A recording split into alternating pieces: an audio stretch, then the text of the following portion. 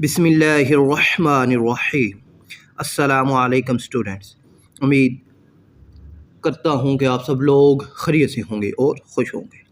تو بچوں، اگر آپ نے فیڈرل بورڈ کلاس 9 کا نیا میتھمیٹکس پیپر پیٹرن ابھی تک نہیں سمجھا تو آپ امتحان میں قیمتی نمبر کھو سکتے ہیں۔ اس ویڈیو میں صرف 2 منٹ میں آپ کو پورا نیا پیپر پیٹرن آسان انداز میں سمجھاؤں گا، اس لیے ویڈیو آخر تک ضرور دیکھیے۔ آئیے شروع کرتے ہیں۔ سب سے پہلے بات کرتے ہیں کل نمبروں کی۔ تو بچوں، میں میتھمیٹکس کا تھیوری کا جو پیپر ہے وہ 75 نمبروں پر مشتمل ہوگا۔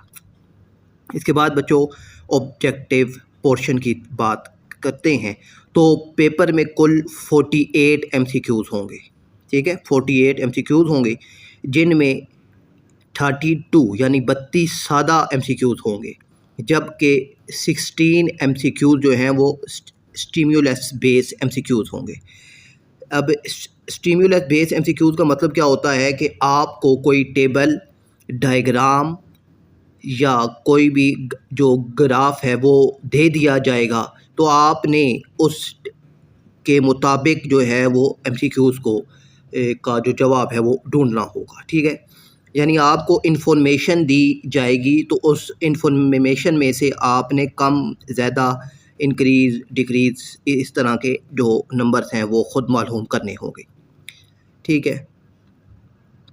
اور ہر MCQs جو ہے وہ بچوں 0.75 نمبر کا ہوگا، ٹھیک ہے، یعنی پورے ایک نمبر کا نہیں ہوگا بلکہ 0.75 نمبروں کا ہوگا۔ اس طرح جو آبجیکٹیو حصہ ہے وہ 36 نمبروں پر مشتمل ہوگا، یعنی 36 نمبر کے آپ کے پاس MCQs آئیں گے۔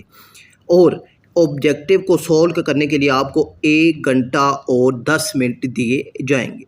اس کے بعد بچوں بات کرتے ہیں سبجیکٹیو پورشن کی۔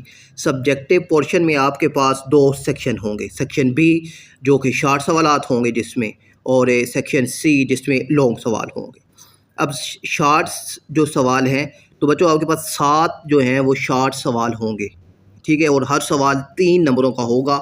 تو جو سیکشن بی ہے وہ ٹوٹل 21 نمبروں پر مشتمل ہوگا، اور ان کے ساتھ انٹرنل چوائس بھی موجود ہوگی۔ انٹرنل چوائس کا مطلب یہ ہے کہ آپ کے پاس اور والا آپشن موجود ہوگا، لیفٹ سائڈ اور رائٹ سائڈ۔ تو جو آپ کو بیسٹ آتا ہے وہ ایک ہی پارٹ آپ نے کرنا ہوگا، ٹھیک ہے، دونوں پارٹ آپ نے حل نہیں کرنے ہوتے۔ سیکشن سی بچوں جس میں لانگ سوال ہوں گے، اور ہر سوال جو ہے بچوں وہ 6 نمبروں کا ہوگا، اور 3 سوال کرنے ہیں آپ نے، تو ٹوٹل 18 نمبروں پر مشتمل یہ سیکشن سی آپ کا ہوگا۔ ایک اہم بات بچوں جو آپ نے لازمی یاد رکھنی ہے کہ اب جو رٹا لگانے کے بجائے آپ نے کنسیپٹ پر مکمل توجہ دینی ہے، ٹھیک ہے، کیونکہ سینیریو بیس آپ کے پاس سوالات ہوں گے، تو جو کنسیپٹ سے ہی آپ کو سمجھ آئیں گے، اور آپ کریں، اپنے دوستوں کے ساتھ شیئر کریں، اور ایسے ہی امتحانی اپڈیٹس کے لیے چینل کو سبسکرائب کرنا نہ بھولیے۔ اللہ تعالیٰ آپ سب کو امتحان میں کامیابی عطا فرمائے، آمین۔ اللہ حافظ۔